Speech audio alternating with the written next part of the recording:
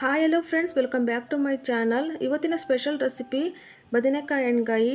ನಮ್ಮನೇಲಿ ಯಾವ ರೀತಿ ಮಾಡ್ತೀವಿ ಅನ್ನೋದನ್ನು ಶೇರ್ ಮಾಡ್ತಾ ಇದ್ದೀನಿ. ಸ್ವಲ್ಪ ಡಿಫ್ರೆಂಟ್ ಆಗಿರುತ್ತೆ, ಖಂಡಿತ ಒಂದ್ಸಲ ಟ್ರೈ ಮಾಡಿ. ಮೊದಲಿಗೆ ಒಂದು ಪ್ಯಾನ್ಗೆ 2 ಟೇಬಲ್ ಸ್ಪೂನಷ್ಟು ಕಡಲೆಕಾಯಿ ಬೀಜನ ಹಾಕ್ಕೊಂಡಿದ್ದೀನಿ. ಗ್ಯಾಸನ್ನು ಲೋ ಫ್ಲೇಮಲ್ಲಿ ಇಟ್ಕೊಂಡು ಹುರ್ಕೊಳ್ಳೋಣ.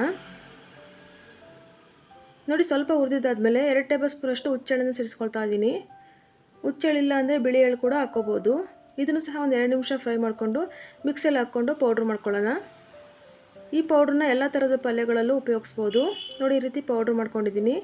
ಇವಾಗ ಒಂದು ಮಿಕ್ಸಿ ಜಾರಿಗೆ 2 ಕಟ್ ಮಾಡಿರೋ ಈರುಳ್ಳಿನ ಹಾಕ್ಕೊಂಡಿದ್ದೀನಿ, 2 ಟೊಮೊಟೊನ ಹಾಕ್ಕೊಂಡಿದ್ದೀನಿ, ಒಂದು 5 ರಿಂದ 6 ಬೆಳ್ಳುಳ್ಳಿ, 1 ಇಂಚಷ್ಟು ಶುಂಠಿನ ಹಾಕ್ಕೊಂಡಿದ್ದೀನಿ, ಅರ್ಧ ಕಪ್ಪು ತೆಂಗಿನಕಾಯಿ ತುರಿ ಹಾಕ್ಕೊಂಡಿದ್ದೀನಿ, 2 ಟೇಬಲ್ ಸ್ಪೂನಷ್ಟು ಧನಿಯಾ ಪೌಡರು, 1 ಟೇಬಲ್ ಸ್ಪೂನಷ್ಟು ಖಾರದ ಪೌಡರು, ನೋಡಿ 2 ಚಕ್ಕೆ, 2 ಲವಂಗ, 2 ಏಲಕ್ಕಿನ ಹಾಕ್ಕೊಂಡಿದ್ದೀನಿ, ಸ್ವಲ್ಪ ಗಸಗಸೆ, ರುಚಿಗೆ ಎಷ್ಟು ಬೇಕೋ ಅಷ್ಟು ಉಪ್ಪನ್ನು ಹಾಕ್ಕೊಂಡಿದ್ದೀನಿ. ಲಾಸ್ಟಲ್ಲಿ ಕೊತ್ತಂಬರಿ ಸೊಪ್ಪನ್ನು ಹಾಕ್ಕೊಂಡು ಸ್ವಲ್ಪನೇ ನೀರು ಹಾಕ್ಕೊಂಡು ರುಬ್ಕೊಳ್ಳೋಣ.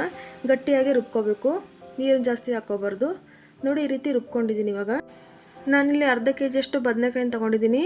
ಇದನ್ನೇ ಈ ರೀತಿ 4 ಸೈಡ್ ಒಳಗೂಡಾಗಿ ಬರೋ ಥರ ಕಟ್ ಮಾಡಿ ಇಟ್ಕೊಂಡಿದ್ದೀನಿ. ನೀರಲ್ಲಿ ಹಾಕಿ ಇಟ್ಕೊಳ್ಳಿ, ಬದನೆಕಾಯಿ ಕಪ್ಪಾಗಿಬಿಡುತ್ತೆ.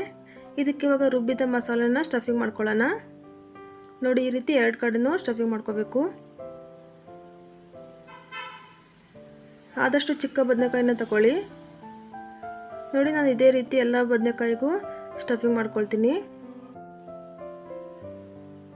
ನೆಕ್ಸ್ಟ್ ಒಂದು ಪ್ಯಾನ್ಗೆ 3 ಟೇಬಲ್ ಸ್ಪೂನಷ್ಟು ಎಣ್ಣೆನ ಹಾಕ್ಕೊಂಡಿದ್ದೀನಿ.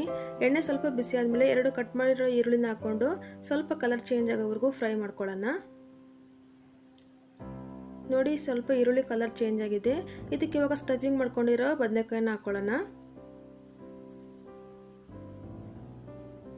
ಮೇಲ್ಗಡೆ ಮುಚ್ಚಳ ಮುಚ್ಚಿಬಿಟ್ಟು ಒಂದು 2 ನಿಮಿಷ ಬೇಯಿಸ್ಕೊಳ್ಳೋಣ. ನೋಡಿ, 2 ಕಡೆನೂ ಚೆನ್ನಾಗಿ ತಿರ್ಗಿಸ್ಕೊಂಡು ಬೇಯಿಸ್ಕೋಬೇಕು. ಬದನೆಕಾಯಿ ಸ್ವಲ್ಪ ಕಲರ್ ಚೇಂಜ್ ಆಗಬೇಕು, ಅಲ್ಲಿವರೆಗೂ ಚೆನ್ನಾಗಿ ಬೇಯಿಸ್ಕೋಬೇಕು.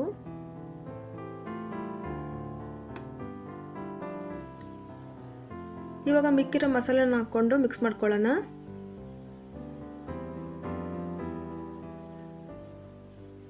ಜಾಸ್ತಿ ನೀರನ್ನು ಹಾಕ್ಕೋಬಾರ್ದು.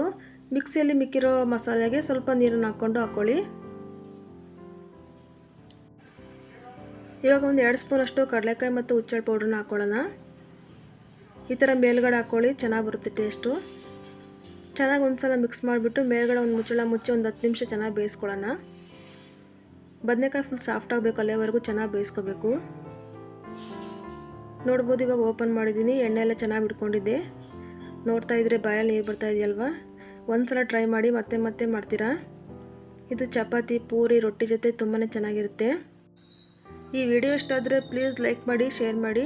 ಇನ್ನು ಯಾರು ಸಬ್ಸ್ಕ್ರೈಬ್ ಮಾಡ್ಕೊಳ್ಳದೆ ಹಾಗೇನೋ ವಿಡಿಯೋ ನೋಡ್ತಾ ಇದ್ದರೆ ಪ್ಲೀಸ್ ಸಬ್ಸ್ಕ್ರೈಬ್ ಮಾಡಿಕೊಂಡು ಸಪೋರ್ಟ್ ಮಾಡಿ. ಮುಂದಿನ ಹೊಸ ರೆಸಿಪಿಯೊಂದಿಗೆ ಸಿಗ್ತೀನಿ. ಅಲ್ಲಿವರೆಗೂ ಧನ್ಯವಾದಗಳು.